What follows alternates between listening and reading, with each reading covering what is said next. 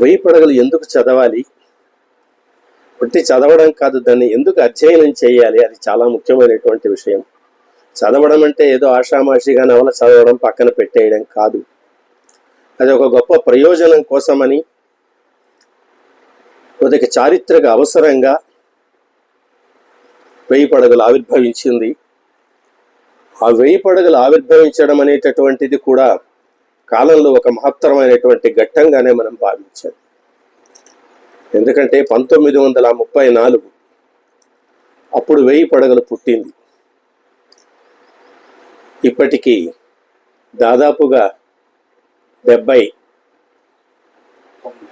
90 సంవత్సరాలు పైన అయింది. 9 పదులు మన వ్యాసం రాశాం కదా, 9 పదులు పైన అయింది వెయ్యి పడగలకు.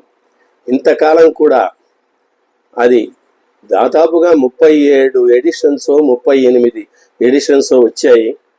తెలుగు సాహిత్యంలో ఏ నవలకు కానీ ఏ పుస్తకానికి కానీ ఇంతటి ఖ్యాతి, ఇంతగా ఎడిషన్స్ మాటి మాటికి ముద్రింపబడటమే కాదు, పాఠకుల చేత చదవబడుతూ దాని గురించి అక్కడక్కడ చర్చలు జరుగుతూ ఆ పుస్తకం పైన అనేకమైనటువంటి విమర్శ గ్రంథాలు వస్తూ ఈనాటికి కూడా ఉన్నాయి అంటే దాని యొక్క శక్తి, దాని యొక్క వైభవం అపూర్వమైందిగా మనం గుర్తించాలి.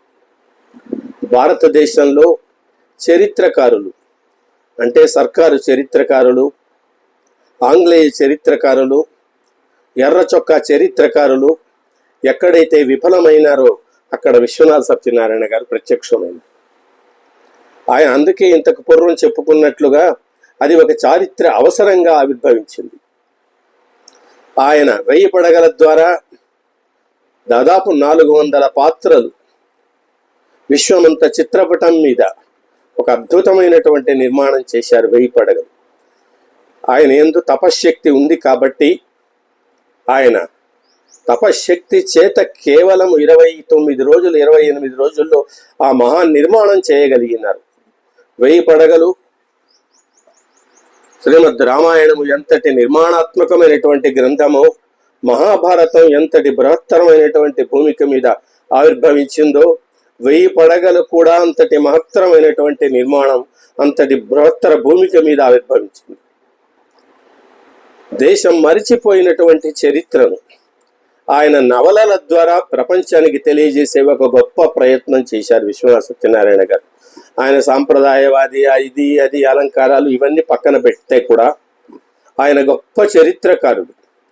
ఆయన తన చిన్నతనం నుంచి ఒక గ్రామంలో ఉంటూ ఆ గ్రామము ఎలా పట్టణంగా పరిణామం పొందిందో ఆయన అద్భుతంగా చిత్రించారు. చరిత్రకారులు కూడా చెప్పలేదు ఆ విషయాన్ని.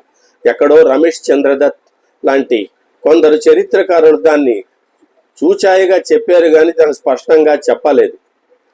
ఈ భారతదేశ చరిత్రలో గ్రామీణ వ్యవస్థ భారతదేశానికి, భారతదేశ జీవన నాగరికతకు, భారతీయ సంస్కృతికి అది ఆధారభూతమైనటువంటి ఒక యూనిట్, ఒక కేంద్రం. అసలు ఇటువంటి ఈ కేంద్రం నుంచి చిన్న చిన్న పట్టణాలు, తర్వాత పెద్ద పట్టణాలు, తర్వాత మహానగరాలు విస్తరించుకుంటూ వెళ్ళాయి. ఈ మధ్యనే వేంబు శ్రీధర్ అనేటటువంటి ఒక గొప్ప ఎంటర్ప్రెన్యూయర్ ఆయన ఒక మాట అన్నాడు, అద్భుతమైనటువంటి మాట అన్నాడు. ఈరోజు గ్రామాలు పట్టణాల మీద ఆధారపడి బతుకుతూ ఉన్నాయి. పూర్వకాలంలో పట్టణాలు గ్రామాల మీద ఆధారపడి బతికేవి. గ్రామానికి గ్రామం ఒక యూనిట్గా ఉండేటటువంటిది. అటువంటి పరిస్థితుల్లో మనకు ఈ పట్టణ నాగరికత ఏ రోజో ఒక రోజు కూలిపోతుంది. మళ్ళీ గ్రామంలోకి జనాలంతా మళ్ళీ గ్రామంలోకి వెళ్ళి అక్కడ పునర్నిర్మాణం చేయాల్సిన అవసరం ఉంది అని చెప్పి జోహో ఫౌండర్ ఆయన CEO ఆయన దాని నుంచి బయటకు వచ్చేసాడు. కానీ ఇటువంటి విశ్లేషణాత్మకమైనటువంటి దృష్టి ఆయన చేస్తున్నారు.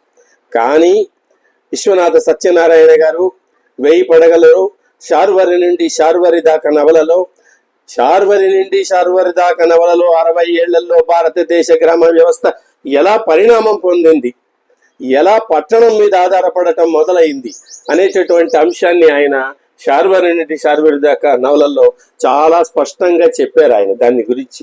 ఎందుకంటే దాంట్లో నాయకుడైనటువంటి వాడు పట్టణంలో ఉంటాడు, గ్రామానికి వస్తే పాలు కూడా దొరకదు, కూరగాయలు దొరకదు.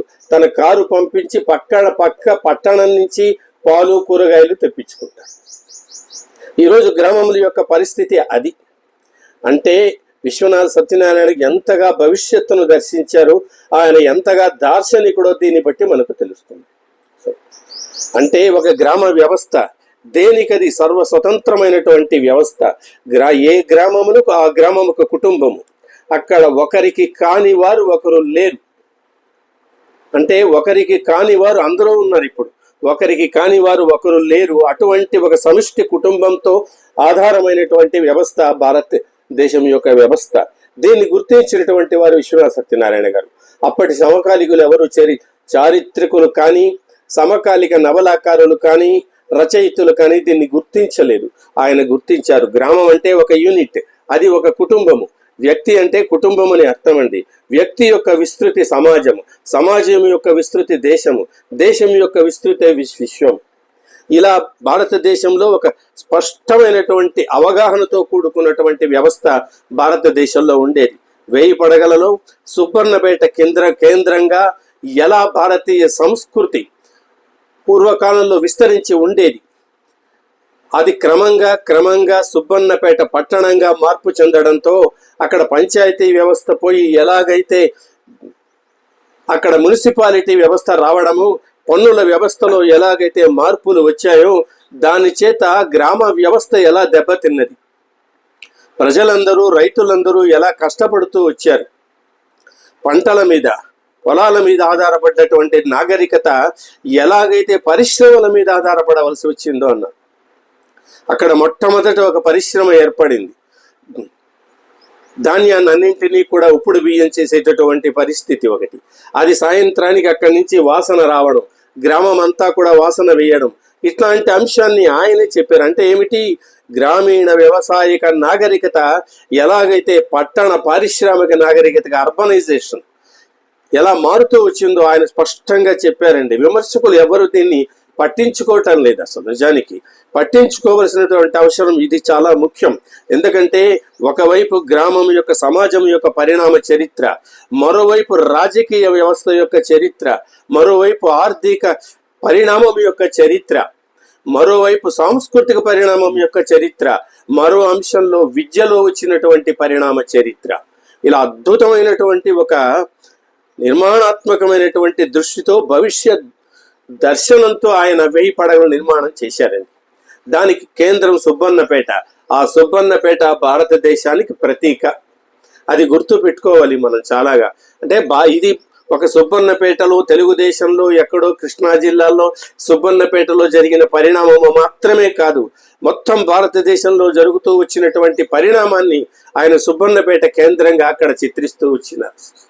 ఇది ప్రత్యేకంగా ఒక్కొక్క అంశంగా మనం చెప్పాల్సినటువంటి అంశం. ఉదాహరణకు రాజకీయ వ్యవస్థ ఉన్నది. రాజకీయ వ్యవస్థలో పూర్వరాజులకు ప్రతీక ఎవరు అంటే కృష్ణమనాయుడు.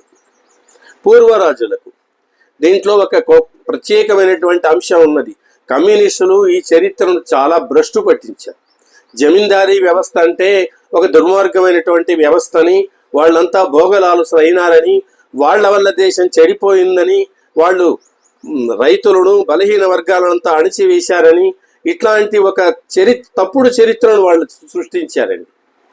బ్రిటిష్ వాళ్ళు రాక పూర్వం జమీందారీ వ్యవస్థ వేరు, బ్రిటిష్ వాళ్ళు వచ్చిన తర్వాత జమీందారీ వ్యవస్థ వేరు. కొందరు తారాచంద్ లాంటి చరిత్రకారులు దీన్ని స్పష్టంగా చెప్పారు. బ్రిటిష్ వాళ్ళ యొక్క ప్రభావానికి లోనైనటువంటి చరిత్రకారులు 1000 పడగల్లో రంగారావు. బ్రిటిష్ వాళ్ళు భారతదేశంలోకి వచ్చినా కూడా ఆ ప్రభావానికి లోను కాకుండా స్వచ్ఛమైనటువంటి రాజ్య వ్యవస్థకు ప్రతినిధి ఎవర్రా అంటే కృష్ణమనాయుడు. ఆ కృష్ణమనాయుడు యొక్క కొడుకే రంగారావు. కానీ ఇతడు బ్రిటిష్ వాళ్ళ యొక్క సంస్కృతికి ప్రభావితుడై లోనైపోయి పట్టణాల్లో పోయి నివసిస్తూ ఇక్కడ పన్నులను అన్నింటినీ కూడా పంటలు పండినా పండకున్నా కృష్ణమనాయుడు పన్నులు వేయలేదండి. పండకపోతే దాన్ని మాఫీ చేయించాడు. కానీ రంగారావు కఠినంగా పన్నులు వసూలు చేశాడు. ఎందుకంటే బ్రిటిష్ వాళ్ళ యొక్క ప్రభావానికి లోనైనాడు. అందుకే సుసానీని పెళ్లి చేసుకున్నాడు. ఇక్కడ సరోజినీదేవి ఉన్నది, కానీ సుసానీని పెళ్లి చేసుకున్నాడు. జమీందారీ అంతా దోచిపెట్టాడు ఆమెకు. అంటే ఏమిటంటే సంస్కృతిలో కూడా, అంటే రాజ్య వ్యవస్థలో కాదు, రాజకీయ సంస్కృతిలో కూడా మార్పు వచ్చింది మనకు దేశంలో. విశ్వనాథ సత్యనారాయణ గారు దీన్ని గుర్తించారండి, చరిత్రకారులు గుర్తించలేదు. ఆయన గొప్ప దేశభక్తుడు కాబట్టి జెండాలు ఎత్తుకొని తిరగకపోయినా, నినాదాలు చెయ్యకపోయినా, తన యొక్క రచనా శక్తితో, తన యొక్క దర్శనంతో ఒక అద్భుతమైనటువంటి చరిత్ర నిర్మాణం చేశారు 1000 పడగల దార. అది చాలా గుర్తించాలండి మనకు. కృష్ణమనాయుడేమో గోపన్న సేవకుడు, అతడు సొంత ఇంటి మనిషిలాగానే చూశాడు తప్ప సేవకుడుగా చూడలేదు అసలు. కానీ రంగారావు గోపన్నను అవమానం చేశాడు. గోపన్నను కాదు అవమానం చేసింది, కట్టగడపటికి లక్ష్మణస్వామిని కూడా అవమానం చేశాడు. అంటే భారతీయ సంస్కృతి మానవుణ్ణి మాత్రమే ప్రేమించలేదండి, జంతువులను ప్రేమించింది, పక్షులను ప్రేమించింది, పశుపక్షాదులను ప్రేమించింది, ప్రకృతిని ప్రేమించింది, పంచభూతాలను ప్రేమించింది, నదులను, సముద్రాన్ని, పర్వతాలను అన్నింటినీ కూడా ఆత్మవత్తుగా భావించి వాటిని ఆరాధిస్తూ వచ్చింది. విశ్వనాథ వారు ఒక చోట అంటారు, నా మతమున దేవుడు ఉండనిమ్ము చావనిమ్ము. మా పూర్వరుషులు సర్వజీవుల యందు ప్రాణశక్తి కళకళలాడుచున్నదని దాన్ని ఆరాధించారు. దాన్ని ఆరాధించిన వాళ్ళు పూర్వపురుషులైనటువంటి వాళ్ళు. అటువంటి నాగరికత కృష్ణమనాయుడితో పోయిందండి. రంగారావు వచ్చాడు. రంగారావు వచ్చినప్పుడు లక్ష్మణస్వామి అనే ఏనుగు ఉంటుంది, అది పట్టాభిషేకానికి వస్తున్నాడు కదా అని చెప్పి సంతోషించి అంతవరకు లేయనటువంటి లక్ష్మణస్వామి లేచి ఎదురు వెళ్ళాడు. ఎవరికి? రంగారావుకు స్వాగతం చేయడానికి ఇద్దామని చెప్పేసి. అక్కడ స్వాగతించడం అనేటటువంటిది ఆ జమీందారులో ఒక సాంప్రదాయం. వాళ్ళు అక్కడ ఎలా వచ్చినా ఏనుగునెక్కి వాళ్ళు జమీందారికి వచ్చేటటువంటి వాళ్ళు, అక్కడ వాళ్ళు పట్టాభిషక్తులు అయ్యేటటువంటి వాళ్ళు. కానీ ఈ రంగారావు కోపం వచ్చి దుమ్ము దులిపేటటువంటి కారుతో దాన్ని తిరస్కరించి వెళ్ళిపోతాడు. వెళ్ళిపోయినప్పుడు అవమానం భరించలేకుండా లక్ష్మణస్వామిని మరణిస్తాడు. ఇది ఎంతగా మానవ చైతన్యానికి, ఈ సృష్టిలో ఉండేటటువంటి ఇతర చైతన్యానికి సంబంధం ఉంది అనేటటువంటి అంశాన్ని 1000 పడగలు చాలా స్పష్టంగా చెప్తుందండి. అందుకే కట్టగడపట మళ్ళీ భారతీయ వ్యవస్థకు బ్రతికించాలని చెప్పి 1000 పడగలను ఆడించాలని చెప్పి తన యావశక్తిని దారబోసి కృషి చేస్తున్నటువంటి హరప్ప బ్రహ్మోత్సవాలు మొదలు పెడితే, కళ్యాణోత్సవాలు మొదలు పెడితే, అప్పుడు ఈ లక్ష్మణస్వామి మరొక ఏనుగును తీసుకొస్తారు. దాని పేరు శత్రుఘ్నుడు. ఆ ఏనుగు గుడికి వెళుతూ వెళుతూ భయపడి పారిపోతుంది. ఏమిరా ఇది అని చెప్పి ధర్మారావు చూస్తాడండి. అక్కడ ధర్మారావు దూరంగా చూస్తే లక్ష్మణస్వామి ఆ పొలిమేరల్లో తిరుగుతూ ఉంటుందండి. లక్ష్మణస్వామి యొక్క ఆత్మ. ఇది ఎవరు బయట చెప్పేటటువంటి వాళ్ళు కారు. ఆ తిరుగుతూ ఉంటే అప్పుడు లక్ష్మణస్వామికి తెలుస్తుంది, ధర్మారావుకు తెలుస్తుంది, ఓ లక్ష్మణస్వామికి కార్యం చెయ్యలేదు కదా, దానికి చేయవలసినటువంటి ఇది చెయ్యలేదు కదా అని చెప్పి హరప్పను పిలిపించి వాళ్ళు వెళ్ళి దానికి కావలసినటువంటి ఆహారము, నీళ్లు అన్ని ఇచ్చి వస్తారండి. అది అదృశ్యమైపోయిన తర్వాత ఈ శత్రుఘ్నుడు శాంతిగా వెళతాడండి.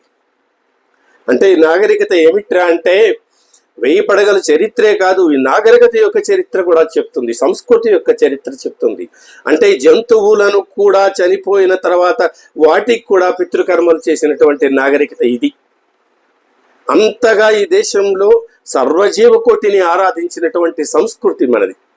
ఆ విషయం 1000 పడగల్లో చెప్పారండి. అసలు మనకు పురాణాల్లో ఎక్కడో ఒక చోట 2 చోట్ల ఉంటుంది.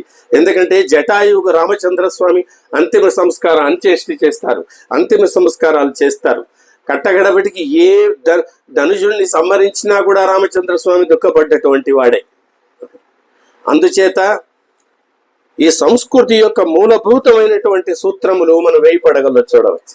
ఆ సంస్కృతికి పరిణామమే కృష్ణమనాయుడు యొక్క చరిత్ర, దాని యొక్కదే రంగారావు యొక్క చరిత్ర. కట్టగడపటికి అద్భుతమైనటువంటి కళ్యాణోత్సవాలు చేయడం. ధర్మారావు అక్కడ మంత్రి స్థానీయుడు, కృష్ణమనాయుడుకు మంత్రి. వీలైనంత వరకు కూడా 1000 పడగలను ఆడించాలి, ఈ సంస్కృతిని రక్షించాలి, ఈ భారతదేశాన్ని రక్షించాలని చెప్పి ప్రయత్నం చేసినటువంటి వాడు ధర్మారావు. మనకు మహాభారతంలో ధర్మరాజు ఎటువంటి వాడో, మనకు రామాయణంలో రామచంద్రస్వామి ఎటువంటి వాడో అటువంటి వాడే ధర్మారావు. ఆ పేరులోనే ఉన్నది ధర్మ శబ్దం. అతడు రంగారావును ప్రభావితం చేయలేకపోయినాడు, కానీ రంగారావు అతన్ని తిరస్కరించాడు కూడా, అవమానించాడు కూడా రంగారావు. కృష్ణమనాయుడు అతన్ని గౌరవించాడు. కడపటికి హరప్ప అతన్ని మళ్ళీ గౌరవించాడు. అతన్ని గౌరవించడం అంటే వ్యక్తిని గౌరవించడం కాదు, ఒక సనాతనమైనటువంటి భారతీయ సంస్కృతిని గౌరవించడం అని అర్థం. అందుకే అతడు అన్ని వ్యవస్థల్లో వస్తున్నటువంటి మార్పులను అన్నింటినీ కూడా తాను చూస్తూ సాక్షిమాత్రంగా దాన్ని వ్యాఖ్యానిస్తూ వచ్చాడు. అది మంచిదా అది మంచిదా లేకపోతే ఈ దేశానికి సమాజానికి చెడు చేస్తున్నదా అనేటటువంటి అంశాన్ని ఆయన వ్యాఖ్యానిస్తూ వచ్చారు. వ్యాఖ్యానించడం అంటే నెగటివ్ కాదు, అసలు జరుగుతున్నటువంటి పరిణామ చరిత్ర ఆయన వ్యాఖ్యానంగా చెప్తూ వచ్చారు ధర్మారావు. అసలు అందుకే ధర్మారావు కేంద్ర బిందువు ఆ 1000 పడగల అతడే సుబ్రహ్మణ్యేశ్వర స్వామి, ఇవన్నీ తర్వాత అంశములను మాట మనకు అక్కడికి. ఆయన తండ్రి ఎవరు? రామేశ్వర శాస్త్రి. రాముడు ఈశ్వరుడు ఇద్దరు ఉన్నారు అక్కడికి. ఆయన ఎవరు? 4 వర్ణములకు ప్రతీక అయినటువంటి వాడు. అసలు త్రయీ విద్యకు వ్యాఖ్యానం అంటారు విశ్వనాథ సత్యనారాయణ గారు. త్రయీ విద్యకు వ్యాఖ్యానం అసలు అది రామేశ్వర శాస్త్రిని గురించి చెప్పాడండి. అక్కడ రామేశ్వర శాస్త్రి పోయి ఆ రత్నగిరిని పెట్టుకోలేదు. అక్కడ ఆ సమాజము అప్పటికి వాళ్లను కూడా ఒక గౌరవమైనటువంటి స్థానంలో ఇచ్చిందని చెప్పారు. రామకృష్ణ పరమహంస అప్పుడు నాటకాలు ఉండేవి, సినిమాలు రాలేదు.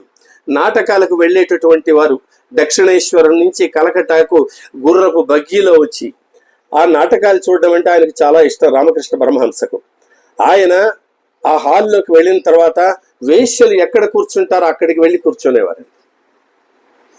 ఎందుకంటే వాళ్ళ యందు అంతటి గౌరవభావం ఉండేది. వాళ్లకు సమాజం చులకనగా చూడవచ్చు, కానీ వాళ్ళకి అంతటి గౌరవభావం ఇచ్చారు ఎవరు? భగవాన్ శ్రీ రామకృష్ణ పరమహంస. అట్లాగే మనకు కృష్ణమనాయుడు ఆ వ్యవస్థను కూడా ఆదరించాడు. రామేశ్వర శాస్త్రి ఆ వ్యవస్థకు ప్రతినిధి. సమాజం ఎవరు వాళ్ళని తిరస్కరించలేదు. కానీ రంగారావు వెనక ఉండేటటువంటి ఇతర వ్యక్తులందరూ కూడా ఆ వ్యవస్థను నాశనం చేశారు. దాని ఎందుకు గౌరవం లేకుండా చూశారు ఆ వేశ్య యొక్క వ్యవస్థ. దానికి కూడా మళ్ళీ కారణం ఉన్నది, ఎందుకు అటువంటి వ్యవస్థ ఉండేదని. వాళ్ళు దేవదాసీలు, భగవంతుడికి ఒక మహా కైంకర్యంగా తమ యొక్క జీవితాన్ని అంకితం చేసినటువంటి వాళ్ళు. అటువంటి వ్యవస్థ ఈ రంగారావు కాలానికి ఒక జమీందారీ వ్యవస్థలో బ్రిటిష్ వాళ్ళ యొక్క ప్రభావానికి గురైనటువంటి ఆ జమీందారీ వ్యవస్థలో వాళ్ళను వేశ్యలుగా మార్చారు, సమాజానికి ఉపయోగించుకున్నారు వాళ్ళను.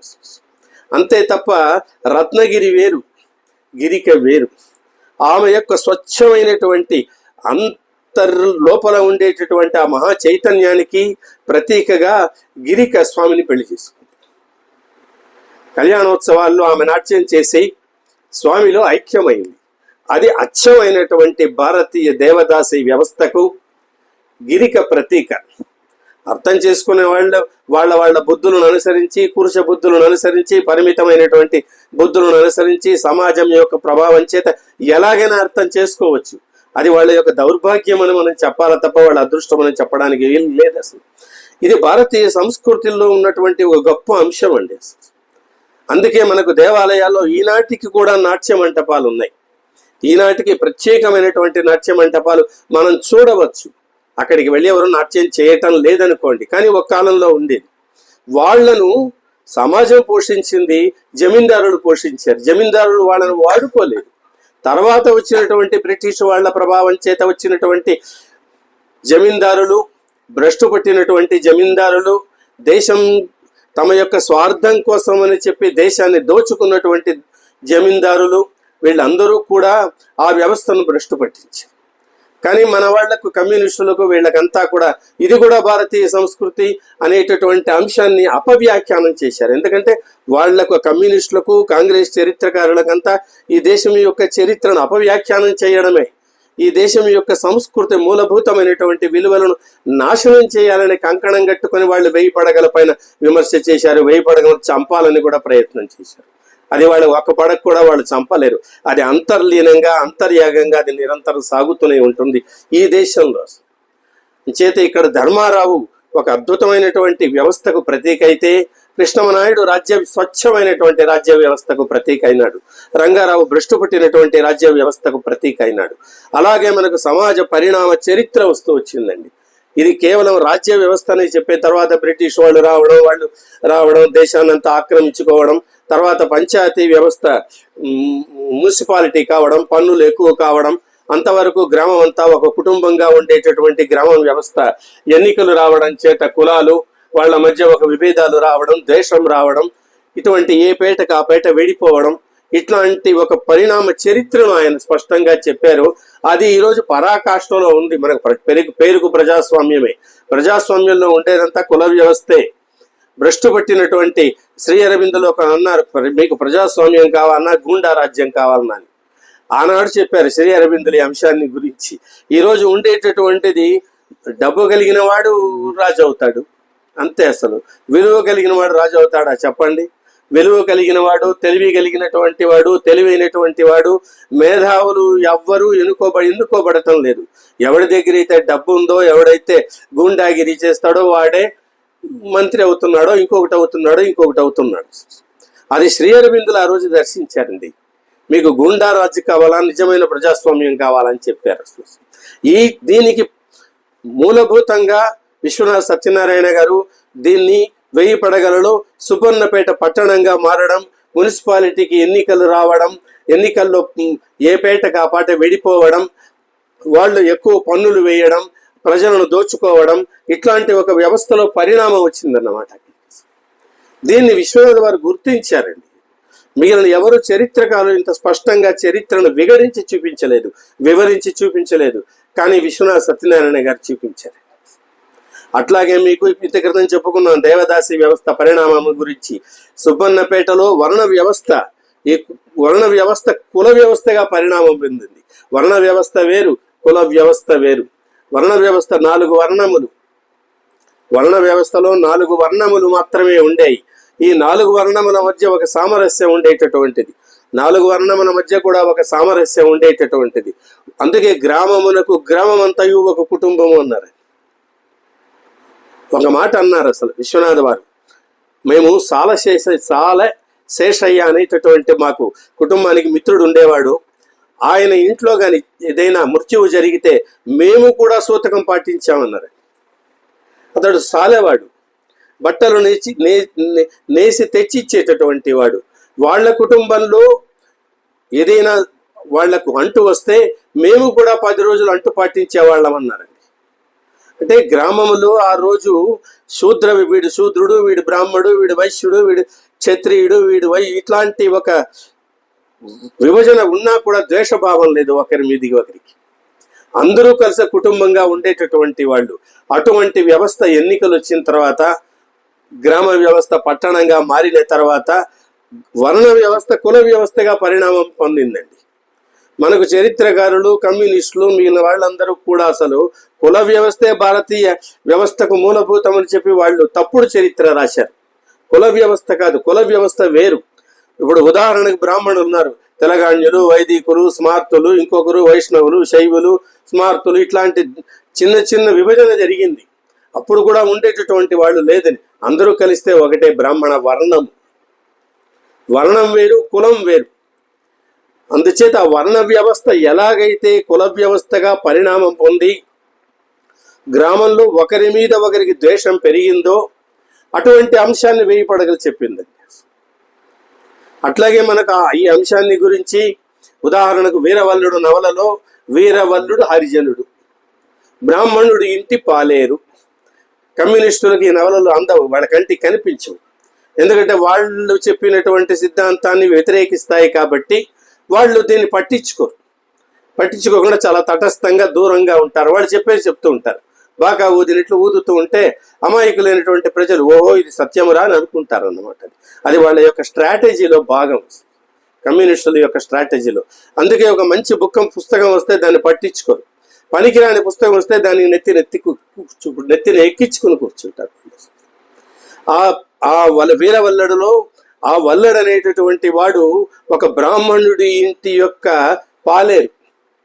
ఆ ఒకానొక సమయంలో ఆ బ్రాహ్మణులకు దాయాది అయినటువంటి రాయడైనటువంటి వాళ్ళు వీళ్ళ యొక్క మొత్తం భూములను ఆక్రమించుకోవాలని వాడు ప్రయత్నం చేసినప్పుడు వల్లడు జమీందారి దగ్గరికి వెళ్ళి మళ్ళీ జమీందారిని తన గ్రామానికి రప్పించి ఒక పెద్ద నాటకం ఆడి వీళ్ళ భూమిని ఆ రాయుడు పంట పొలాలు తీసుకుని వెళ్ళి మూటల్లో తన ఇంటికి వేసుకుంటే దాన్ని అంతా తీసుకుని వచ్చి మళ్ళీ వీళ్ళ ఇంట్లోకి వేసి ఆ బ్రాహ్మణ కుటుంబాన్ని ఆదుకున్నటువంటి వాడు వల్లడు. అందుకే వాళ్ళ ఇంట్లో పుట్టేటటువంటి భవిష్య సంతానానికంతా కూడా వల్లడు అని పేరు పెట్టుకుంటారండి. వాడి పేరు వీరవల్లడు. చాలా అద్భుతమైనటువంటి చిన్న నవల. దానికి రావలసినటువంటి ఖ్యాతి వచ్చిందా అంటే చెప్పలేం మనం, రాలేదనే చెప్పాలి. చిన్న నవల. చాలామంది విశ్వనాథ వారి వీరాభిమానులు కూడా దాన్ని చదవరు. ఎందుకంటే 1000 పడగల అద్వైతము, విశిష్ట అద్వైతము, లేకుంటే శ్రీమద్ రామాయణ కల్పవృక్షంలో ఇది పాత్రలు దీని వైపు వెళుతూ ఉంటారు. కానీ అసలు అంటే ఆయన్ని ఒక ఛాందసమైనటువంటి వ్యక్తిగా నిర్మాణం చేయటంలో మన వాళ్ళు కూడా చాలా పాత్ర ఉన్నది, లేదని కాదు. మన ఛాందసవాదుల యొక్క పాత్ర ఉన్నది, లేదని కాదు. ఈ అంశం 1000 పడగలు ఒక్కటి చదివితే చాలండి. విశ్వనాథ సత్యనారాయణ గారు ఎంతటి దార్శనికుడో మనకు తెలుస్తుంది. బాపు గారు ఆ 1000 పడగలు ఆ వీరవల్లుడు నవలకు బొమ్మ వేశారు. ఆ వీరవల్లుడు పాలేరు, నల్లగా ఉంటాడు. వాడు పెద్ద కర్ర పట్టుకుని నిలబెడుకొని ఉంటాడు. చాలా అద్భుతమైనటువంటి చిత్రం వేశారు ఆయన. ఆ కుటుంబంలో ఒకానొక చిన్న పిల్లవాడు బడికి వెళితే వల్లడ వాడి పేరు నా పేరు వల్లడు అంటాడు. టీచర్ అడిగితే వల్లకాడా అని ఏదో పిల్లలంతా కూడా ఎగతాళి చేస్తారు. వాడు ఏడుస్తూ ఇంటికి వస్తాడు. ఇంటికి వచ్చి వాళ్ళ బామ్మతో చెప్తాడు, నేను రేపటి నుంచి బడికి పోను అని చెప్పినప్పుడు ఏమిరా అంటే అప్పుడు ఆమె ఈ కథ చెప్తుందండి. అద్భుతమైనటువంటి కథ ఆమె వీడికి చెప్తుంది. అప్పటి నుంచి వాడు బడికి వెళతాడు. ఎవడైనా వీడిని వల్లడంటే పటేల్ కొడతాడు. అంటే ఆ పూర్వ చరిత్ర చెప్పడం చేత వాడిలో ఆ శౌర్యం మేల్కొన్నదన్నమాట. అది ఆ విషయం చిన్న విషయంలో అది ఏమిటి మామూలు నవల కాదు. అంటే అప్పటికి భూమి అంతా ప్రజలది. పత్రాలు ఎవరి దగ్గర ఉండేవి కాదు, జమీందారుల దగ్గర ఉండేటటువంటివి. ఎవడు కూడా ఎవడి భూమిని ఆక్రమించుకునేటటువంటి స్థితి లేదు. పండినటువంటి పంటల్లో అందరూ 6వ భాగం మాత్రమే రాజుకు శిస్తుగా చెల్లించేటటువంటి వాళ్ళు. అలా ఒక గ్రామ వ్యవస్థ బతికిందన్నమాట.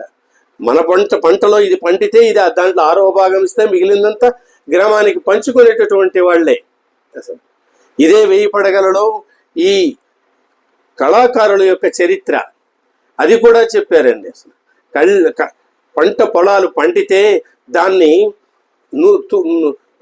తూర్పాడ పట్టి ఇది చేస్తే అసలు కుప్ప పోసి వెడితే అక్కడికి బుడబుడకుల వాళ్ళు, ఎలుంగొడ్లు వాళ్ళు, దాసరులు, మాలదాసరులు, హరికథ చెప్పేటటువంటి వాళ్ళు అందరూ వస్తారండి అక్కడికి.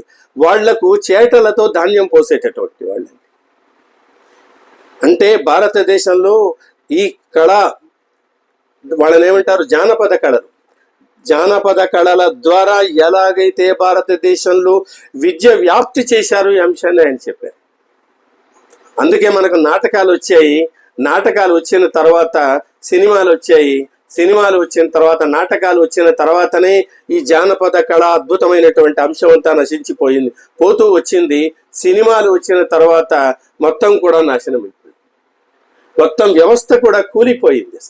అందుకే ఈరోజు బుర్ర కథలు లేవు, హరికథలు లేవు, ఒగ్గు కథలు లేవు, ఏ కథలు కూడా లేవు. అవి ఒట్టి కథలు కావు, ఒట్టి వినోదాత్మకమైనటువంటి కళలు కావు. తద్వారా వాళ్ళు విద్యను ప్రసారం చేశారు, విద్యను ప్రచారం చేశారు. అంటే గ్రామాల్లోకి వెళ్ళి వాళ్లకు తెలిసినటువంటి విద్యను, అంటే రామాయణ, భారత, భాగవతాది కథలు, అవే కాకుండా జానపద కథలు అన్నింటినీ కూడా వాళ్ళు నటిస్తూ ప్రచారం చేస్తూ వాళ్ళు వచ్చారు. అంత అద్భుతమైనటువంటి విద్యా వ్యవస్థ ఒకటి భారతదేశంలో ఉండేది. ఆ విద్యా వ్యవస్థ ఈ ఆధునికమైనటువంటి నాగరికత తోసుకు వచ్చి ఆ విద్యా వ్యవస్థ నశించిపోయింది. తర్వాత ఏవో బళ్ళు వచ్చాయి, ఏబిసిడీలు వచ్చాయి, వనమహాలు వచ్చినాయి, అవి వచ్చాయి. అంటే అక్కడ విద్యా వ్యవస్థలో ఒకటి జ్ఞానానికి కావలసినటువంటి చదువు, రెండవది ఏమిటంటే తిండికి కావలసినటువంటి చదువు. తిండికి కావలసినటువంటి చదువు జ్ఞానానికి కావలసినటువంటి చదువును చంపేసింది మనకు. అటువంటి ఒక పరిణామ చరిత్ర కూడా 1000 పడగల్లో విశ్వనాథ వారు చెప్పారండి. ఇంకొక అద్భుతమైనటువంటి అంశం ఉందండి 1000 పడగల్లో. గుండేరు అనేటటువంటి నది ఒక ఏరు ఆ 1000 పడగలను ఆనుకొని ప్రవహిస్తూ ఉంటుంది. మన సుబ్బన్నపేటను ఆనుకొని ప్రవహిస్తూ ఉంటుంది. దానికి ఒక వారధి కడతారండి, డ్యామ్ లాంటిది ఒకటి కడతారు. కట్టినప్పుడు ఒకసారి వరదలు వస్తాయి. వరదలు వచ్చినప్పుడు ఆ డ్యాముకు వెళ్ళి గుండేరు తన్నుతుంది. ఆ నీళ్లు వెనక్కి వచ్చి పెరిగిన పట్టణం అంతయు విరిగిపోయాను. పెరిగిన పట్టణం అంతయు విరిగిపోయెను. కట్టగడపటికి ఏమైందిరా అంటే అసలు అక్కడ సుబ్బన్నపేట అంటే బోర్డు ఉండేది, అది కొట్టుకుపోయింది. ఒకానొక చరిత్రకారుడు వచ్చి ఓహో ఇది సుభాన్పేట కావచ్చును, అందువల్ల దీనికి సుబ్బన్నపేట వచ్చింది అని చెప్పి ఆ చరిత్రకారుడు చరిత్ర నిర్మాణం చేశాడండి. అంటే వాళ్ళని కూడా వికిరించాడు ఆయన. అంటే మన చరిత్రకారులు ఎంత తప్పుడు చరిత్ర చెప్తారని చెప్పి ఒక చిన్న సంఘటన చెప్పారు. అది మాత్రమే కాదు, అక్కడ ఈనాటికి కూడా ఇంతగా మనం అంతా టెక్నాలజీ అభివృద్ధి చెంది ఏమో మహా నిర్మాణాలు చేస్తున్నాం, రోడ్లు డ్యాములు ఇవంతా అని చెప్పినా కూడా ఇంత చేసినా ఒక 10 పదుల వర్షం పడిందంటే 10 సెంటీమీటర్ల వర్షం 2-3 రోజుల్లో పడిందంటే ప్రతి పట్టణం కూడా మునిగిపోతూనే ఉంది. అది ఆ రోజు ఆయనే చెప్పారండి దాన్ని గురించి. అంటే ఏమిటంటే ప్రకృతిని ఎప్పుడు కూడా మనిషి స్వార్థం కోసం వాడుకోకూడదు. ప్రకృతిగానే ఉండవాల.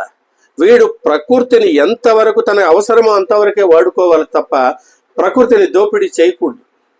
ప్రకృతిని ఎప్పుడైతే దోపిడీ చేశాడో వీడు నాశనం అవుతాడు.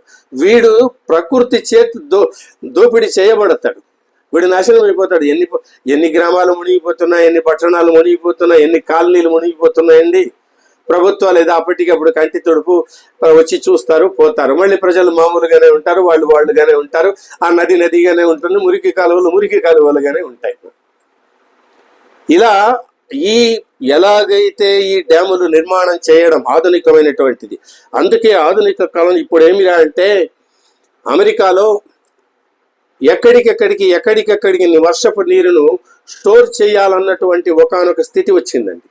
పెద్ద మహానదులకు డ్యామ్స్ నిర్మాణం చేయటం కాదు, దానివల్ల భూకంపాలు వస్తాయి, దానివల్ల పర్యావరణం దెబ్బతింటుంది, దానివల్ల ఇబ్బంది అవుతుందని చెప్పి రోగాలు వస్తాయి, ఎప్పుడు నీళ్లు ఉంటే రోగాలు వస్తాయి అని చెప్పి ఎక్కడికక్కడికి ఇన్స్టెంట్ ట్యాంక్స్ అన్నారు దాన్ని నిర్మాణం చేయాలని ఇప్పుడు అమెరికా వాళ్ళు అంటూ ఉన్నారు. మన వాళ్ళు ఓహో కాబోలని మన వాళ్ళు అనుకుంటూ ఉంటారు, ఎందుకంటే మన కాపీ కొట్టడం అలవాటు కాబట్టి. మొట్టమొదట విశ్వనాథ సత్యనారాయణ గారు ఈ ఎకలాజికల్ బ్యాలెన్స్ పర్యావరణ శాస్త్రాన్ని గురించి 1000 పడగలలో ప్రస్తావన చేశారండి ఆయన. మిగిలిన నవల్లో లేదని కాదు, కావ్యాల్లో లేదని కాదు, కానీ దీంట్లో చాలా స్పష్టంగా చెప్పారండి. భారతీయ నాగరికత, ఈ సంస్కృతి, ఈ సృష్టినంతా ఎలా ఆత్మవత్తుగా భావించి తన యందే ప్రాణశక్తిని అయితే తిరుగుతూ ఉందో అదే ప్రాణశక్తి ఈ సృష్టి అంతా ఉందని చెప్పి గుర్తించినటువంటి వాళ్ళు మన పూర్వ ఋషులు. ఆ ఋషిప్రోక్తమైనటువంటి జీవన విధానమునకే నాగరికత, సంస్కృతి అని పేరండి. అందుకే వాళ్ళు అడవుల్లో ఉన్నారు, చెట్టును ప్రేమించారు, తీగలను ప్రేమించారు, నదులను ప్రేమించారు. వాళ్ళు ఆ చుట్టుపక్కల ఉండే జంతువులను కూడా సహజీవనం చేశారు. అందుకే మన కావ్యాల్లో పులి, గోవు అంతా ఒకే ఆశ్రమంలో స్నేహితంతో ఉండేది అనేటటువంటి అంశాన్ని మనం చాలాసార్లు చదువుకుంటూ వచ్చాం. అది వాళ్ళ యొక్క తపశ్శక్తి కావచ్చు, కాదని కాదు. అక్కడ ఆ పరిసర వాతావరణంలో వాళ్ళ హృదయగతమైనటువంటి భావము అన్ని చోట్ల కూడా ప్రతిఫలిస్తూ వస్తుంది. అక్కడ ఈ అంశాన్ని గుర్తించిన వారు విశ్వనాథ సత్యనారాయణ గారు మాత్రమే తెలుగు సాహిత్యంలో. ఎందుకురా అంటే 1000 పడగలలో ఈ పర్యావరణ విషయాన్ని గురించి గుండేరు పొంగి సుబ్బన్నపేట కొట్టుకుపోవడం అనేటటువంటి అంశాన్ని, పెరిగిన పట్టణం అంతయు విరిగిపోయినని చాలా స్పష్టంగా చెప్పారండి ఆయన. అట్లాగే మనకు ఈరోజు కూడా పట్టణాల్లో పెరిగిన పట్టణం అంతయు కాలనీలన్నీ మునిగిపోతున్నాయి. పాత ఊళ్ళు కొంచెం బాగానే ఉన్నాయి, లేదని కాదు. మనకు అక్కడికి 1000 పడగలలో అంతకు పూర్వం వీధి దీపాలు ఉండేవి. చాకలి వాళ్ళు కూడలిలో దీపాలు వెలిగించేటటువంటి వాళ్ళు, వాళ్ళకి ఏదో ఊళ్ళో ఉండేటటువంటి వాళ్ళు అప్పుడు పంచాయతీలు పైసలు ఇచ్చేవి. తర్వాత మనకు కరెంట్ వచ్చింది. కరెంట్ వచ్చిన తర్వాత కరెంటు స్తంభాలు పాతి వాటి తీగలు లాగటం కోసం అని చెప్పి చెట్లను నాశనం చేయటం అనేటటువంటి అంశం మొదలైంది. చెట్ల యొక్క కొమ్మలు నరకటం మొదలు పెట్టారు. కట్టగడపటికి చెట్లనే నరకటం మొదలు పెట్టారు. ఆధునిక కాలంలో కూడా అభివృద్ధి పేరు మీద రోడ్ల నిర్మాణం, రోడ్ల యొక్క నేషనల్ హైవే నిర్మాణం కోసమని కొన్ని లక్షల చెట్లు భారతదేశంలో ఈరోజు ధ్వంసమైనాయండి. దీని పేరు అభివృద్ధి కావచ్చు, కానీ భవిష్యత్తులో దీని యొక్క ప్రభావం అది అభివృద్ధియో తిరోగమనమో మనకు తెలియదు. భవిష్యత్తులో వచ్చేటటువంటి సంతానానికి, ప్రజలకు దీని యొక్క పరిణామం తెలుస్తుంది. మనకు తెలియకపోవచ్చును. రోడ్లు బాగున్నాయి, ఈ పట్టణం నుంచి ఆ పట్టణానికి పోవచ్చు, 2 గంటల్లో పోయే చోట గంట సేపు పోవచ్చు అన్నటువంటి ఒక ఆనందం ఇప్పటికి ఉంది లేదని కాదు అసలు. కానీ ఇది అభివృద్ధి అన్నది ఆలోచించాల్సినటువంటి అవసరం మనకు ఉన్నది. చెట్లను హిమాలయాల్లో అయితే ధ్వంసం అయిపోతున్నాయి ఈరోజు అక్కడ నిర్మాణం కోసం అని చెప్పి. అట్లాగే 1000 పడగలలో, సుబ్బన్నపేటలో కరెంటు స్తంభాలు పాతటం కోసం, తీగలు లాగటం కోసం అని చెప్పి సుబ్బన్నపేటలో ఉండేటటువంటి చెట్లను అన్నింటినీ కూడా నరుకుతూ వచ్చి, ఆ సుబ్బన్నపేట పుట్టినప్పటి నుంచి ఉన్నటువంటి ఆదివటం అనేటటువంటి ఒకనొక గొప్ప వృక్షము, అది సుబ్బన్నపేటకు గుర్తు తెచ్చుకునేటటువంటి వృక్షం అండి. ఆ వృక్షాన్ని కూడా నరికి వేస్తారు. దాన్ని ఆశ్రయించుకొని ఎన్నో పక్షులు, ఎన్నో పాములు, ఎన్నో క్రిములు, ఎన్నో జీవకోటి అంతా దాన్ని ఆశ్రయించుకుని ఉండేవి. ఒక వృక్షం ఆశ్రయించుకుని ఉంటే ఒక నీడనివ్వడమే కాదండి, ఆ వృక్షాన్ని అసలు ఆ నీడతో పాటు ఆ వృక్షాన్ని ఆశ్రయించుకుని పక్షులు ఉంటాయి, కోతులు ఉంటాయి, పాములు ఉంటాయి, అనేకమైనటువంటి క్రిములు ఉంటాయి. అదే కాకుండా ఆ వృక్షం యొక్క ఉనికి చేత చుట్టుపక్కల కూడా చల్లటి వాతావరణం ఉంటుంది. ఎంతోమంది ఎండాకాలంలో ఆ గాలికి సేద తీరుతారు దాని దగ్గరికి వచ్చి నిలబడి. అసలు అది గ్రామానికి ఒక శోభనిచ్చేటటువంటిది. అటువంటి ఆదివటము పోయిన తర్వాత ప్రతి సంవత్సరం కూడా ఎక్కడో హిమాలయ పర్వతాల్లో బయలుదేరేటటువంటి పృషన్నిధి అనేటటువంటి ఒకనొక మేఘం అక్కడి నుంచి వచ్చి ఆదివటానికి, ఆ పృషన్నిధికి స్నేహం. ఆదివటం అంటే భూమికి ప్రతీక, ప్రకృతికి ప్రతీక. పృషన్నిధి వర్షామేఘానికి ప్రతీక. భూమికి ఆకాశానికి ఉండేటటువంటి సంబంధమే పర్యావరణాన్ని నిర్ణయిస్తుంది. అది ఋషులు దర్శించారు ఆ పర్యావరణాన్ని, పర్యావరణం యొక్క సమతుల్యాన్ని దాన్ని. అటువంటి పరిస్థితుల్లో ఆ సంవత్సరం ఆ పృషన్నిధి, అయ్యో నేను వెళ్ళి నా ఆదివటం అనేటటువంటి స్నేహితుడిని చూస్తాను కదా అనేటటువంటి సంతోషంతో అది బయలుదేరి వచ్చింది. దానికి ఎక్కడో ఒక కొండ కొమ్ము గుచ్చుకున్న వెంటనే అది అంటుంది, ఏమిరా ఇది అపశకునము అని చెప్పి. అంతకు పూర్వం సంవత్సరమే ఆ పృషన్నిధి వచ్చినప్పుడు ఆదివటము తన యొక్క 1000 శాఖలతో పృషన్నిధిని కౌగలించుకుంటే అది జలజల ఆర్ద్రతతో వర్షించేది. ఆ సంవత్సరం అతడు ఏదో ఒక మాట అంటాడు, అపశకునము. మళ్ళీ మనం ఎప్పుడు కలుస్తామో ఏమో అన్నటువంటి మాట అంటాడు. ఏమిట్రా, అమృతమూర్తి అయినటువంటి ఇతని నోటి నుంచి అపశకునపు మాటలు వస్తున్నాయి కదా అని పృషన్నిధి ఆదివటం అనుకుంటాడు. ఆ సంవత్సరం వస్తాడు, అక్కడ చూస్తే ఆదివటం లేదు. ఆ చుట్టుపక్కల వెతుకుతాడు, ఎక్కడ ఆదివటము కనిపించదు. ఇది సుబ్బన్నపేటనా అనేటువంటి అనుమానం కలుగుతుంది. చూస్తే ధర్మారావు ఉన్నాడు, వేణుగోపాల స్వామి ఆలయం ఉన్నది, గిరిక ఉన్నది అక్కడ. ఓహో, ఇది సుబ్బన్నపేట కదా అని చెప్పి అక్కడ వాలుతాడు. వాలిన వెంటనే అక్కడ కరెంటు స్తంభంలోంచి కరెంటు కొరత వేసినట్లుండేనన్నారండి విశ్వనాథ వారు. అందరికీ కొరత వేసినట్లే ఉంటుంది కరెంటు. అసలు కొరత వేసినట్లు భగవద్ అనుగ్రహం చేత ఆ మేఘము గాలి చేత కొట్టబడి ఎక్కడో నీరెక్కర లేని గుట్టపై పడి నశించిపోయాను అన్నారు. ఆ రోజు నుంచి భారతదేశంలో కరువు, వర్షాలు లేవు. అనుగ్రహం చేత కురిస్తే మంచిది, కురవకపోతే మళ్ళీ ఇట్లాంటి ఒక విచిత్రమైనటువంటి, కురిస్తే అతివృష్టి, కురవకపోతే అనావృష్టి.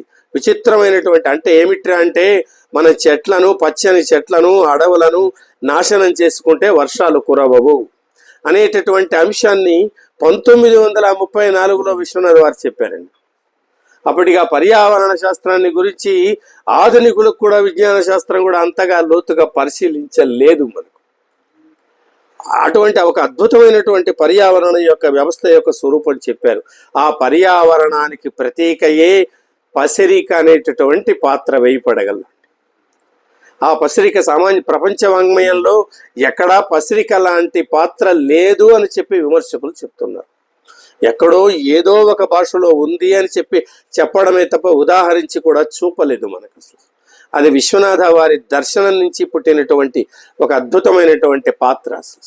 మనిషి కాడు, మనిషేనా మనిషి కాడు, పామేనా పాము కాడు. అతడు ఉండేటటువంటిది ఎక్కడ?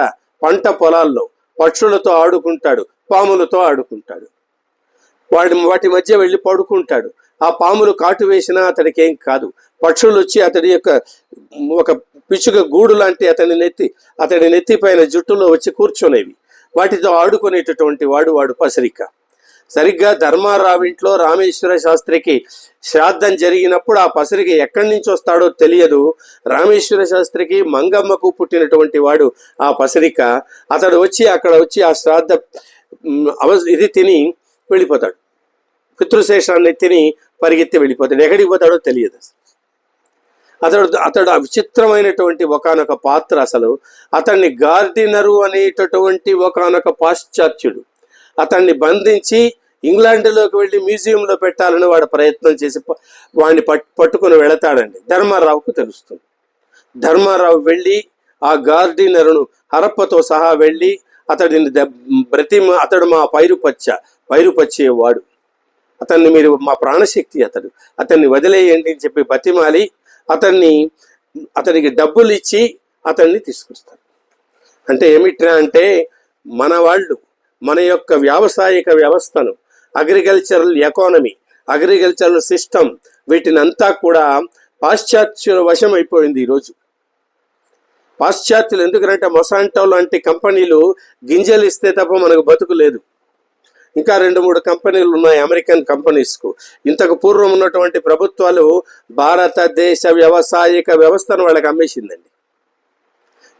దేశీయమైన గింజలు ఈరోజు లేదండి. దేశీయమైనటువంటి వరి పండడానికి 6 నెలలు పడుతుంది. హైబ్రిడ్ వరి పండడానికి 3 నెలలు పడుతుంది. వాడు గింజలు ఇవ్వాలి. ఎవరు? మొసాంటోలో వాడు ల్యాబొరేటరీలో తయారు చేసినటువంటి గింజలు ఇవ్వాలి. అది ఇస్తే మన బతుకులు. అంటే ఏమిట్రా అంటే మన వ్యవస్థ, మన వ్యావసాయిక వ్యవస్థ స్వతంత్రమైనటువంటి వ్యవస్థ కాదండి, పరాధీనమైనటువంటి బ్రతుకులు మనవి. ఈరోజు దేశీయమైనటువంటి టమాటాలు లేవు, దేశీయమైనటువంటి వంకాయలు లేవు, దేశీయమైనటువంటి ఏ పంటలు లేవండి, అన్నీ కూడా హైబ్రిడే. ఈ హైబ్రిడ్ ఎక్కడ తయారవుతుంది? గింజలు మొసాంటో లాంటి అమెరికన్ కంపెనీల్లో తయారవుతాయి. వాడు గింజలు ఇస్తే వీడు వెయ్యాలి. ఇప్పటికి కూడా మన వార్తల్లో చదువుతున్నాం, పనికిరాని కుళ్ళిపోయిన గింజలు ఇచ్చాడు, ఆవిడ సరైన పంటలు రాలేదని. ఇంకొక రహస్యం ఏముందంటే దీంట్లో వాడిచ్చేటటువంటి గింజలోనే ఆ పంటలకు వచ్చేటటువంటి పురుగులు ఉంటాయండి. వాటికి మందులు మళ్ళీ వాళ్ళ దగ్గరే కొనాలి మనం. దీన్ని గుర్తించినటువంటి వారు మన గౌరవనీయులు ప్రధానమంత్రి మోదీ గారు. అందుకే భారతీయమైనటువంటి రీసెర్చ్, పరిశోధన సంస్థలకు ఊత ఇస్తున్నారు ఇప్పుడు ఆయన. మన బతుకు మనం బతకాలి తప్ప వాడి మీద మనమేం బతకటం అండి. ఈ అంశాన్ని వేయిపడగల ఆయన చెప్పారండి. పసిరికను పట్టుకుపోవడం అంటే మన వ్యవసాయక వ్యవస్థనంతా కూడా పాశ్చాత్యీకరణ చేయడం అని అర్థం అండి. అందుచేత ఆయన బ్రతిమాలి ఆ గార్డినర్కు డబ్బులు ఇచ్చి మళ్ళీ తీసుకువెడతాడు. అతడు ధర్మారావు మెడను కౌగులించుకుని వేలాడతాడు ఆ పసరిక అనేటటువంటి వాడు. అతడు చంద్రారెడ్డి అనేటటువంటి ఒకానొక రైతుతో స్నేహం చేస్తాడు. అతడు చంద్రారెడ్డి ఎవర్రా అంటే ఆధునిక రైతు. అతడికి డబ్బు తప్ప ఇంకొక వ్యవహారం అవసరం లేదు అసలు. అతడితో ఇతను వెళ్ళి స్నేహం చేస్తాడు. స్నేహం చేసేంత అంతవరకు అతడి శరీరంలో మార్పులు రావు. ఎప్పుడైతే చంద్రారెడ్డితో వెళ్ళి స్నేహం చేస్తాడో ఇతడి శరీరం బొందబారుతూ వస్తుంది. అంటే నేటివిటీ పోతూ వచ్చిందన్నమాట అక్కడికి. జాతీయ లక్షణం అన్నీ పోయినాయి అతడికి. పోవడం చేత ఏమవుతుందంటే కొంతకాలానికి అతడు లావైపోతాడు.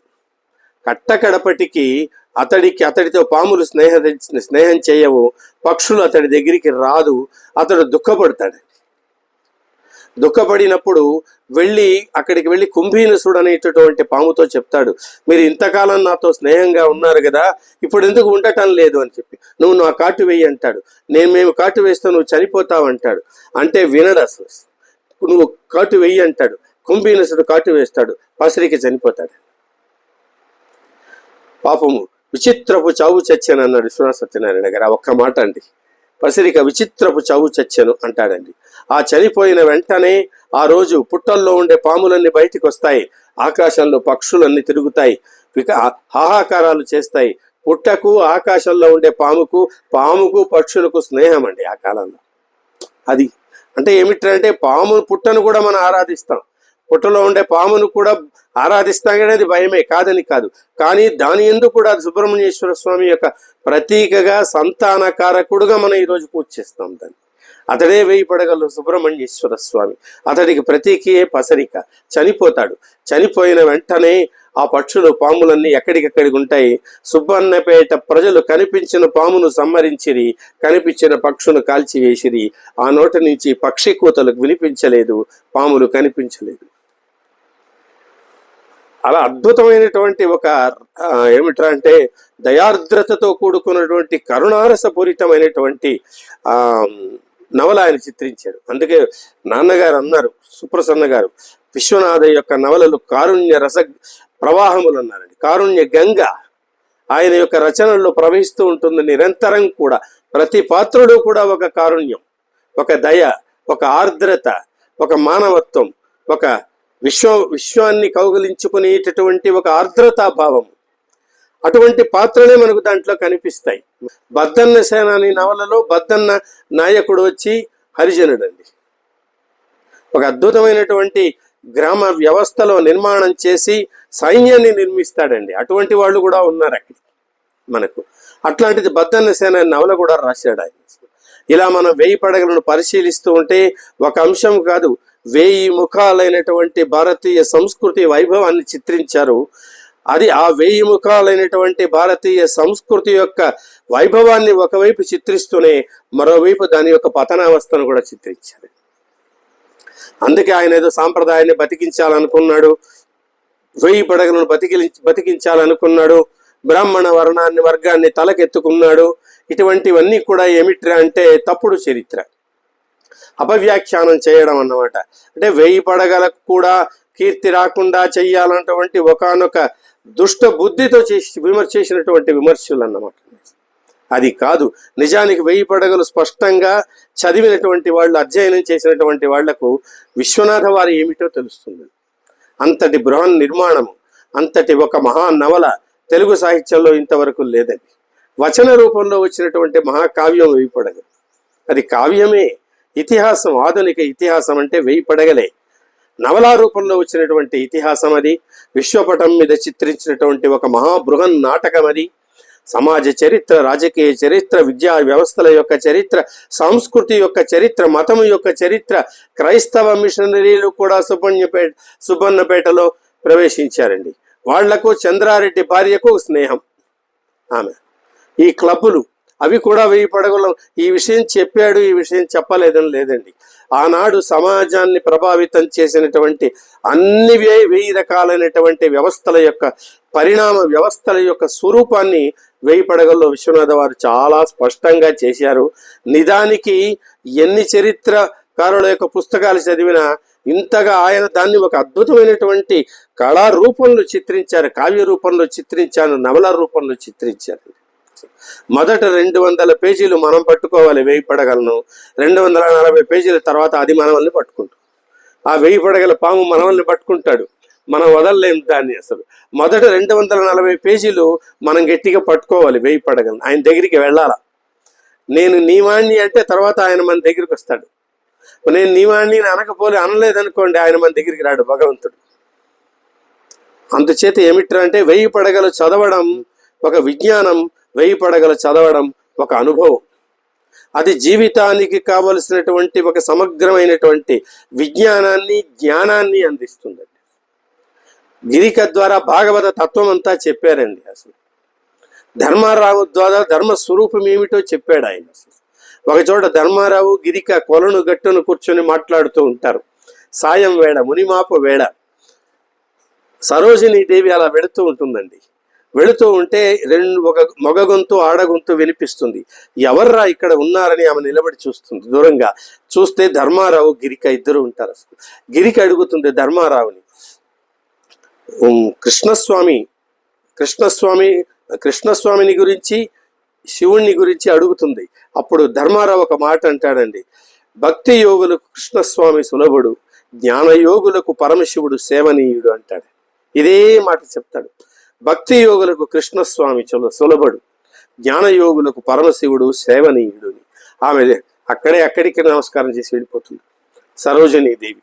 ఇలా ఒక చిన్న మాటల చేత ఎంతో సంస్కృతి వైభవాన్ని, సంస్కారాన్ని చదివే వాళ్ళకి ఇస్తుందండి 1000 పడగ.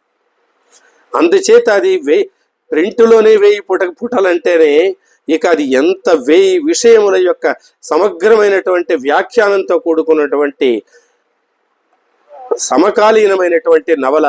ఇక విశ్వకాలీనమైనటువంటిది అంటే ఏమిటంటే దాంట్లో అనేకమైనటువంటి ధర్మం యొక్క స్వరూపం కూడా చెప్పడం జరిగింది విశ్వనాథ వారి 1000 పడగల్లో. అదే కాకుండా జానపదాంశములు కూడా దాంట్లో చాలా ఉన్నాయి. ఎందుకంటే ఒక జానపదురాలైనటువంటి గణాచారితోనే నవల ప్రారంభమవుతుంది.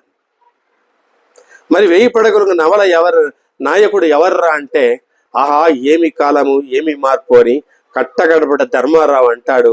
మహాభారతానికి కాలము నాయకుడైనట్లు 1000 పడగలకు కూడా కాలమే నాయకత్వాన్ని వహించింది.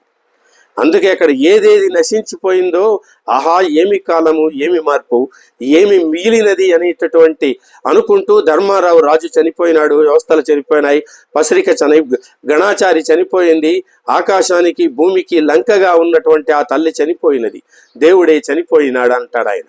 అట్లా ఆ ఘట్టం ప్రత్యేకంగా చదువుకోవాలండి. అది చదివితేనే మనకు తెలుస్తుంది విశ్వనాథ వారు ఏమిటిని.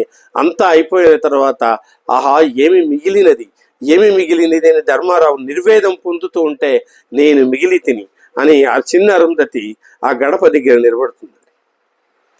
అవును నీవు మిగిలితివి. ఆమె నేరుగా వెళ్ళి కౌగిలించుకుంటుంది ధర్మారావును. అవును నీవు మిగిలితివి, ఇది నా జాతి శక్తి అన్నాడు. ఈ ఒక్క మాటతో నవల పూర్తి చేశాడండి ఆయన. ఇక్కడ జాతి శక్తి ఏమిట్రా అంటే, భారతదేశంలో దాంపత్య వ్యవస్థ ఎన్ని ఇబ్బందులున్నా, ఎన్ని పోట్లాటలున్నా, ఎన్ని ద్వేషాలున్నా, ఎన్ని సామాజికమైనటువంటి సంఘర్షణలున్నా, ఎన్ని ఇబ్బందులున్నా కూడా ఒక వ్యవస్థను రక్షించుకుంటే చాలు మనకు. మిగిలిన అన్ని 1000 పడగలు కూడా అక్కడ ఇది 2 పడగలు నీవు మిగిలితివి, ఇది 2 పడగలు మిగిలింది. మిగిలిన అనేకమైనటువంటి పడగలు పోయినాయి. ఈ 2 పడగల నుంచి ఈ స్క్రాచెస్ కాదది, ఇది మహాశక్తివంతమైన ఈ 2 పడగల నుంచి అరుంధతి ధర్మారావు ఈ పడగల నుంచి 1000 పడగలు మళ్ళీ పునర్నిర్మాణం చేసుకోవచ్చు మనం. అది ఆధునిక భారతీయుడి మీద ఉన్నది. అందుకోసం తెలుగువాడు ఆ 1000 పడగలను చదవాలి, భారతీయుడు ఆ 1000 పడగలు చదవాలి. ఇది నా జాతి శక్తి అన్నారు. ఒకసారి కుప్పం యూనివర్సిటీలో ఈ 1000 పడగల పైన మాట్లాడిన తర్వాత, అప్పుడు పాపం ఇప్పుడు వెళ్ళిపోయినారు మా గురువు గారు తుమ్మపూడి కోటేశ్వరరావు గారు ఎదురుగా కూర్చొని ఉన్నారు. ఆయన నేను ఈ ఘట్టాన్ని చదివాను. ఆహా ఏమి మిగిలినదని, రాజు ఎలా చనిపోయినాడు, రాజ్య వ్యవస్థ నశించిపోయినదని చదివిన తర్వాత కిందికి దిగి వచ్చిన తర్వాత, అయ్యా నా రోమాలు నిక్కపొడుచుకున్నాయా ఆయన అన్నమాట. అది చాలా అద్భుతంగా ఆయన కదిలిపోయాడు. ఆయన వల్లనే మనకు 1000 పడగలు ఇంత. ఆయన నాకు ప్రథమ గురువు, రెండవ గురువు మన నాన్నగారు కోవెల సుప్రసన్నాచార్య గారు. తర్వాత ఎవర్రా అంటే మొత్తం జీవితాన్ని పాలిస్తున్నటువంటి వారు సద్గురు శ్రీ శివానందమూర్తి గారు. అంతకు పూర్వం గురువు గారు ఎవర్రా అంటే విశ్వనాథ సత్యనారాయణ గారు. అవును, ఆయన రచనలు, తుమ్మపూడి కోటేశ్వరరావు గారి యొక్క ఉపన్యాసాలు, వారి సహవాసం, తర్వాత మన నాన్నగారు ఆచార్య కోవెల సుప్రసన్నాచార్య గారి సాన్నిహిత్యం, తర్వాత సద్గురు శ్రీ శివానందమూర్తి గారి అనుగ్రహం, ఇవి మనల్ని నడిపిస్తున్నటువంటి చైతన్య మూర్తులు. వీళ్ళందరూ కూడా వారికి నమస్కరిస్తూ సెలవు.